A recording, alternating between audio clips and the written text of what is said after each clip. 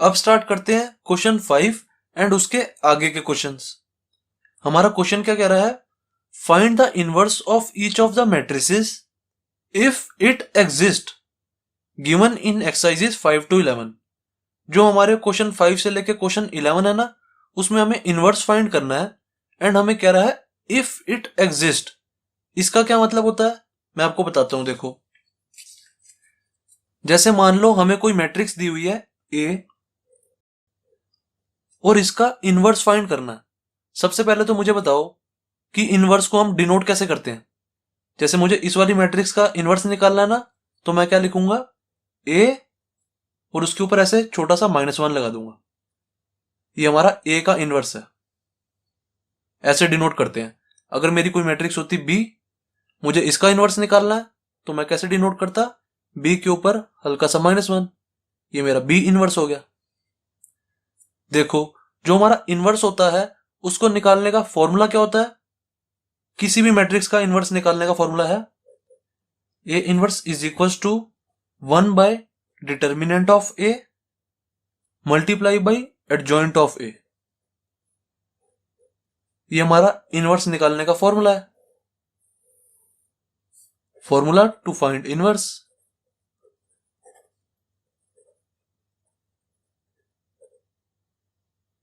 ठीक है, इतना तो अभी तक सबको समझ आ गया। अब मैं आपको बताता हूं यहां पे क्वेश्चन में ये क्यों लिखा हुआ है, इफ इट एग्जिस्ट। क्वेश्चन में कह रहे हैं अगर इनवर्स एग्जिस्ट करता है तभी निकालो। अब एग्जिस्ट कब करेगा एंड कब नहीं करेगा वो सीखते हैं। देखो गाइस, जो मेरा ये डिटर्मिनेंट ऑफ ए है, अगर मान लो ये 0 आ जाए, जैसे मान लो मुझे कोई मैट्रिक्स दी हुई है ए, ये कोई मैट्रिक्स दी हुई है और मैं इसका डिटर्मिनेंट निकाल रहा हूं तो मेरा 0 आ रहा है। अब आप खुद मुझे बताओ, जब मैं इस 0 को यहां पे डालूंगा तो मेरा ये क्या बन जाएगा, 1/0। और 1/0 क्या होता है, नॉट डिफाइन। इट मीन्स मेरा आंसर नॉट डिफाइन आ जाएगा, इनवर्स निकलेगा ही नहीं। तो हम यहां पे लिखेंगे hence inverse of A does not exist, क्योंकि हमारा डिटर्मिनेंट ऑफ ए 0 आ गया। जैसे ही हमारा डिटर्मिनेंट ऑफ ए 0 आ गया तो हमारी ये चीज नॉट डिफाइन होगी, हमारा आंसर नॉट डिफाइन हो गया, तो हमारा इनवर्स निकलेगा ही नहीं। इससे आपको सीखने के लिए क्या मिला, हमें क्वेश्चन में कोई भी मैट्रिक्स दी हो, सबसे पहले हमें क्या करना है, उसका डिटर्मिनेंट निकालना है। अगर डिटर्मिनेंट 0 आ गया तो हम कहेंगे A inverse does not exist. सही है। अगर ए का डिटर्मिनेंट 0 नहीं आया, इफ ए का डिटर्मिनेंट 0 नहीं आया तो ए इनवर्स एग्जिस्ट करता है, ए इनवर्स डज एग्जिस्ट, तो हम इनवर्स निकालेंगे। अगर हमारा determinant of A is equal to 0 आ गया ना, इट मीन्स हमारा ए इनवर्स एग्जिस्ट ही नहीं कर रहा, तो हम इसके आगे क्वेश्चन करेंगे नहीं, यहीं पे छोड़ देंगे, यहीं पे हमारा आंसर हो जाएगा। हम लिखेंगे A inverse does not exist. तो ये चीज ध्यान रखना, डिटर्मिनेंट ऑफ ए 0 नहीं होना चाहिए बस हमारा, तभी इनवर्स निकलेगा, नहीं तो नहीं निकलेगा। स्टार्ट करते हैं आंसर 5th। जो हमारी मैट्रिक्स दी हुई है इसको ए मान लो, ए इज इक्वल टू 2 -2 4 3। अब सबसे पहले क्या करेंगे, हम डिटर्मिनेंट निकालेंगे। अगर determinant of A is equal to 0 आ गया तो हम वहीं पे छोड़ देंगे, हम लिखेंगे inverse of A does not exist. 0 नहीं आना चाहिए बस। निकालो इसका डिटर्मिनेंट, क्या आ जाएगा, 3 2 6 -8 is equal to 14। Determinant of A is equal to 14 आ गया। 0 नहीं आया ना, इट मीन्स हमारा एग्जिस्ट करता है। अब हम इनवर्स निकालेंगे ए का। अगर यहां पे determinant of A is equal to 0 आ जाता तो हम आगे नहीं करते।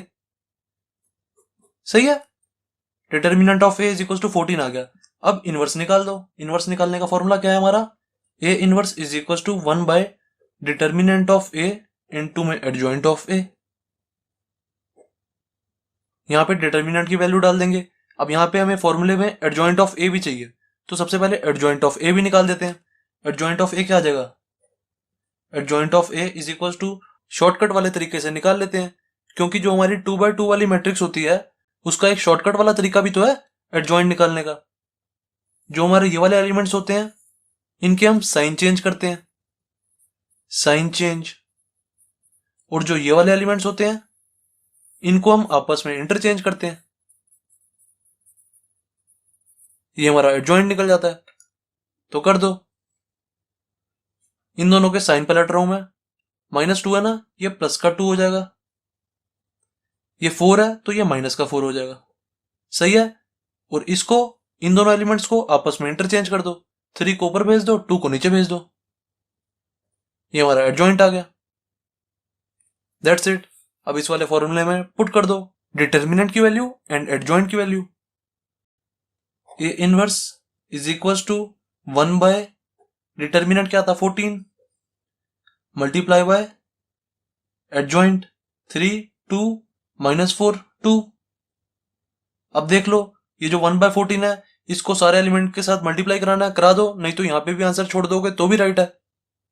आप चाहो तो 1/14 को सारे एलिमेंट्स के साथ मल्टीप्लाई भी करा सकते हो तो भी आंसर सही आएगा। यहां पे भी छोड़ सकते हो तो भी राइट है। ज्यादातर ना हम इसको ऐसे ही छोड़ देते हैं। ऐसा क्यों? क्योंकि देखो, अगर मैं 1/14 को यहाँ हर एलिमेंट के साथ मल्टीप्लाई कराऊंगा तो हमारा ना आंसर थोड़ा गंदा सा आ जाएगा। ऐसे आ जाएगा, देखो 3/14, 2/14, -4/14 एंड 2/14, ऐसा आ जाएगा। मतलब थोड़ा गंदा सा लगेगा ये। अगर मैं इसको काट भी देता हूं तो भी देख लो अजीब सा ही लग रहा है। 3/14 तो कटेगा ही नहीं, ये ऐसे कैसे ही आ जाएगा। देन ये 1/7 आ जाएगा। देन ये -2/7 आ जाएगा। देन ये 1/7 आ जाएगा। आप चाहो तो यहां तक भी कर सकते हो तो भी आंसर राइट है, ऐसी कोई दिक्कत वाली बात नहीं है। पर ज्यादा अच्छा देखो ये लग रहा है लिखने में। ये 3/14, 1/7, 2/7, 1/7 अच्छा नहीं लग रहा दिखने में। अगर देखो हमारा ऐसे होता, जैसे हमारी ये वाली जो मैट्रिक्स है ना, ये वाली जो मैट्रिक्स है ऐसे होती 2 4 2 6 ऐसे होती है, और हमारा भार होता 1/2 ऐसे होता, तो देखो 1/2 को अंदर मल्टीप्लाई करने में ना मजा आता। कैसे आता? देखो, ये 1/2 इसके साथ मल्टीप्लाई होता तो ये कट जाता, 1 आ जाता। ये भी कट जाता, ये 2 आ जाता। ये 1 आ जाता, ये 3 आ जाता। तो हम इसको अंदर मल्टीप्लाई करा देते, क्योंकि हमारा आंसर देखो थोड़ा अच्छा सा लग रहा है। जब हमें पता लग रहा है कि हमारा आंसर दिखने में अच्छा नहीं आएगा तो हम मल्टीप्लाई नहीं करेंगे। अब हमें पता कैसे लगेगा? थोड़ा सा ना मन में मल्टीप्लाई करके देख लो। 1/14 को मैंने क्या किया, अपने मन में मल्टीप्लाई करके देखा। मैंने देखा ये तो 3/14 आ जाएगा, ये 2/14 आ जाएगा, ये -4/14 आ जाएगा, 2/14 आ जाएगा। दिखने में अच्छा नहीं लगेगा तो इसको ऐसे कैसे छोड़ देता हूँ। आप चाहो तो सारे आंसर ऐसे कैसे छोड़ सकते हो, 100% राइट है, कोई टीचर गलत नहीं करेगा। और आप चाहो तो सारे आंसर मल्टीप्लाई भी कर सकते हो तो भी कोई टीचर गलत नहीं करेगा। 100% करेक्ट है दोनों। That's it. तो क्वेश्चन 5th हो गया हमारा कंप्लीट। अब देखते हैं क्वेश्चन 6th। क्वेश्चन 6th में हमें ये मैट्रिक्स गिवन है। जो हमें मैट्रिक्स गिवन होती है उसको सबसे पहले ए मान लेते हैं। A is equal to -1 5 -3 2। सबसे पहले इसका डिटर्मिनेंट निकालेंगे। Determinant of A is equal to क्या आ जाएगा, -1 5 -3 2 2 इंटू -1 -2, देन -5 3 15, माइनस का 15 हो जाएगा। ये इज इक्वल टू कितना आ गया, प्लस का 15 माइनस का 2, 13 हमारा answer. Determinant of A is equal to क्या आ गया, 13। अब हमारा डिटर्मिनेंट ऑफ ए 0 नहीं आया, इट मींस इसका इनवर्स एग्जिस्ट करता है। अगर डिटर्मिनेंट ऑफ ए 0 आ जाता तो इसका इनवर्स एग्जिस्ट ही नहीं करता, हम आगे करेंगे ही नहीं, यहीं पे आंसर छोड़ देते। इस क्वेश्चन में हमारा डिटर्मिनेंट ऑफ ए 13 है, इट मींस इसका इनवर्स एग्जिस्ट करता है, तो हम आगे इनवर्स निकालेंगे। इनवर्स का हमारा फॉर्मूला क्या होता है, 1 by determinant of A into adjoint of A. यहां पे हमें एडजॉइंट ऑफ ए भी चाहिए होता है। डिटर्मिनेंट ऑफ ए तो आ गया, एडजॉइंट ऑफ ए निकाल देते हैं। Adjoint of A is equal to क्या आ जाएगा, अपने शॉर्टकट वाले मेथड से कर लो। जब भी हमारी 2/2 वाली मैट्रिक्स होती है, जैसे हमारा ये क्या है, -1 5 -3 2, तो हम क्या करते हैं, इन दोनों के साइन चेंज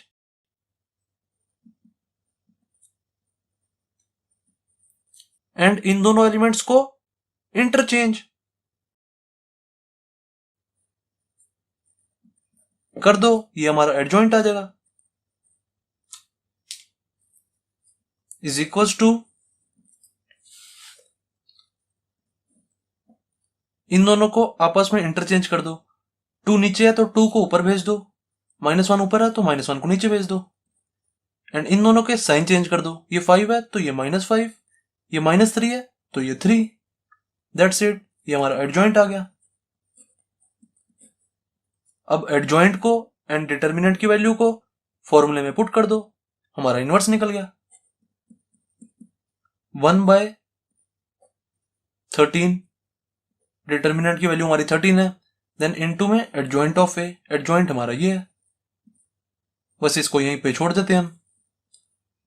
आप चाहो तो 1/13 को अंदर मल्टीप्लाई करके लिख दो तो भी हमारा आंसर सही है, जैसे मर्जी लिख सकते हो, दैट्स इट। तो क्वेश्चन 6 भी कंप्लीट हो गया। अब देखते हैं क्वेश्चन 7।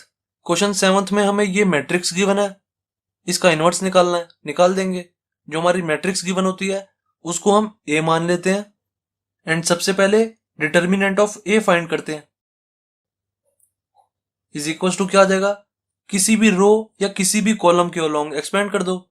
मैंने देखा जो हमारा कॉलम 1 है उसके अलोंग एक्सपेंड करना थोड़ा इजी रहेगा, क्योंकि इसमें 2 जीरो हैं, कैलकुलेशन कम लगेगी हमारी। सिमिलरली आप रो 3 के भी अलोंग एक्सपेंड कर सकते थे, इसमें भी हमारी कैलकुलेशन कम लगेंगी, जैसे मर्जी कर सकते हो। मैं कॉलम 1 के अलोंग एक्सपेंड कर रहा हूं।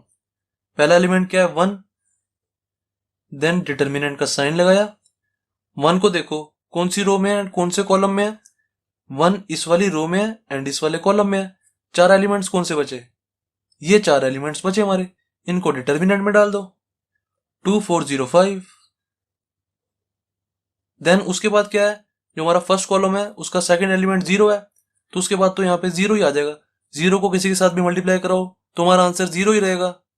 देन नेक्स्ट एलिमेंट भी हमारा 0 है, 0 को किसी के साथ भी मल्टीप्लाई कराओ हमारा आंसर 0 ही रहेगा। इनको आप चाहे लिखो चाहे ना लिखो, बात एक ही है, बस इसको सॉल्व कर दो, ये हमारा डिटर्मिनेंट हो गया। Determinant of A is equal to 5 2 10 -0, 0 into 4 0 हो गया, इज इक्वल टू 10, हमारा आंसर। डिटर्मिनेंट ऑफ ए क्या आ गया, 10। देन अब एडजॉइंट ऑफ ए निकाल देते हैं। एडजॉइंट ऑफ ए क्या होता है, अब इसमें हमारा शॉर्टकट वाला मेथड थोड़ा लगेगा, ये तो 3x3 ऑर्डर वाली मैट्रिक्स है। शॉर्टकट मेथड हमेशा 2x2 ऑर्डर वाली मैट्रिक्स में लगता है, ये वाला साइन चेंज इंटरचेंज वाला। जो हमारी 3x3 ऑर्डर वाली मैट्रिक्स होती है उसमें हमें प्रॉपर वाले मेथड से करना ही पड़ता है। एडजॉइंट ऑफ ए क्या होता है, जो हमारी कोफैक्टर वाली मैट्रिक्स होती है, कोफैक्टर मैट्रिक्स उसका ट्रांसपोज। अब कोफैक्टर मैट्रिक्स लिखने के लिए हमें कोफैक्टर पता भी तो होने चाहिए, तो सबसे पहले कोफैक्टर्स निकालते हैं। A11, A12, A13 सब निकालो, A21, A22, A23। अब तक तो आपको कोफैक्टर्स निकालने की पूरी अच्छी से प्रैक्टिस होनी चाहिए। A31, A32, A33 निकाल दो। जो हमारा पहला एलिमेंट है उसका कोफैक्टर निकाल लो। जो पहला एलिमेंट है उसकी रो कौन सी है, ये वाली। कॉलम कौन सा है, ये वाला। इसको छोड़ दो, बाकी जो 4 एलिमेंट्स बचे उसका डिटर्मिनेंट निकालो, 2 4 0 5। इसका डिटर्मिनेंट क्या आएगा, 10 -0 इज इक्वल टू 10, तो यहाँ पे हमारा 10 आ जाएगा। देन अब सेकंड एलिमेंट का निकालो। जो हमारा सेकंड एलिमेंट है वो ये रहा, इसकी रो कौन सी है, ये वाली। कॉलम कौन सा है, ये वाला। इनको छोड़ दो, बाकी जो 4 एलिमेंट्स बचे उसका डिटर्मिनेंट निकाल दो, 0 4 0 5 निकालो, क्या आ जाएगा, 0 ही आ गया ये तो, लिख दो यहाँ पे। देन सिमिलरली थर्ड एलिमेंट का निकालो, इसका, इसकी रो ये वाली है, कॉलम ये वाला है, 4 एलिमेंट कौन से बचे, ये 4। इन चारों का डिटर्मिनेंट निकाल दो, 0 2 0 0, ये भी 0 ही आ जाएगा, 0 2 0 0 इज इक्वल टू 0। जब आप इसको एक्सपेंड करोगे 0 -0 इज इक्वल टू 0 ही आ रहा है। सिमिलरली A21 का भी निकाल दो। A21 हमारा ये वाला एलिमेंट है, ये वाला एलिमेंट इस रो में है एंड इस वाले कॉलम में है। रुको एक सेकंड रब कर लेता हूं ताकि आपको अच्छे से समझ आए।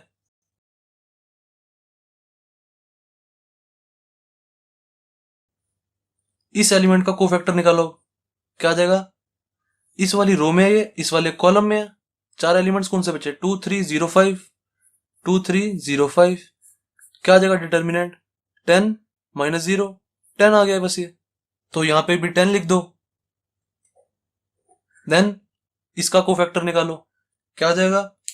ये वाला एलिमेंट इस रो में एंड इस वाले कॉलम में है। 4 एलिमेंट कौन से बचे हमारे? 1 3 0 5। 1 3 0 5 का डिटर्मिनेंट निकालो। 5 माइनस 0 इज इक्वल टू 5 आ गया। 5 लिख दो यहाँ पे। सिमिलरली इस वाले एलिमेंट का निकालो। ये वाला एलिमेंट इस रो में एंड इस कॉलम में है। 4 एलिमेंट कौन से बचे? 1 2 0 0, 1 2 0 0। इसका क्या आ जाएगा? 0 माइनस 0 इज इक्वल टू 0 आ गया। लिख दो। सिमिलरली हम इस वाले का निकाल लेंगे। इस वाली रो में है ये, इस वाले कॉलम में है। 4 एलिमेंट कौन से बचे? ये 4। तो कितना आ जाएगा? 4 2 8 माइनस 6, 2 आ गया ये। सिमिलरली ये वाला कोफैक्टर आ जाएगा 4 एंड ये वाला आ जाएगा 2। अब हमारे कोफैक्टर यहाँ पे खत्म नहीं हुए, अभी हमें साइन लगाने होते हैं। जो हमारे ऑड पोजीशन होती है, इसका सम ऑड है, जिसका सम ऑड होगा वहां पे नेगेटिव आ जाएगा। देखो इसका और इसका सम ऑड है, यहाँ पे नेगेटिव। इसका सम ऑड है, यहाँ पे नेगेटिव। और इसका सम ऑड है, यहाँ पे नेगेटिव। इसका सम ऑड है, यहाँ पे नेगेटिव। बस ये 4 जगह नेगेटिव आता है।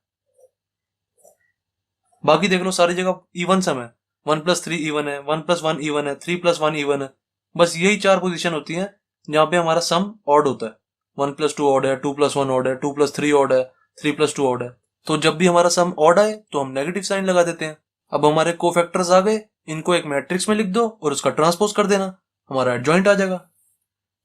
Adjoint of A is equal to, जो हमारे कोफैक्टर्स आए हैं उनको एक मैट्रिक्स में लिख दो। 10 0 0 -10 5, देन ये भी 0 हो जाएगा। देन 2, ये -4 है, देन ये 2 हो जाएगा। इसका ट्रांसपोज कर दो, ये हमारा एडजॉइंट हो गया। क्या आ जाएगा? 10 0 0, देन -10 5 0, देन 2 -4 2। दैट्स इट, ये हमारा एडजॉइंट आ गया। अब इस एडजॉइंट को एंड डिटर्मिनेंट की वैल्यू को ए इनवर्स वाले फॉर्मूले में डाल दो तो हमारा आंसर आ जाएगा। डाल देते हैं, 1 सेकंड का बचा बस। ए इनवर्स का हमारा फॉर्मूला होता है A inverse is equal to 1 determinant of A into adjoint of A. क्या आ जाएगा? डिटर्मिनेंट क्या है हमारा? 10। यहाँ पे डाल दो 1/10 into adjoint of A, adjoint वाली मैट्रिक्स ये रही हमारी। दैट्स इट, ये हमारा answer. 10 -10 2 0 5 -4 and then 0 0 2। That's it, ये हमारा आंसर। अब जो हमारे क्वेश्चन 8th 9th 10th हैं वो सिमिलर क्वेश्चन 7 जैसे ही हैं। आप उनको खुद ट्राई करके देखो, 100% आंसर आएगा। बिल्कुल सेम टू सेम जैसे हमने क्वेश्चन 7th किया है वैसे ही होंगे। क्वेश्चन 8th भी, क्वेश्चन 9th भी एंड क्वेश्चन 10th भी। इन तीनों क्वेश्चन को खुद से करके देखो। अगर सही प्रोसेस से करोगे, जो मैंने ये सारा प्रोसेस बताया, अगर ऐसे ही करोगे तो 100% करेक्ट आंसर आएगा ही आएगा।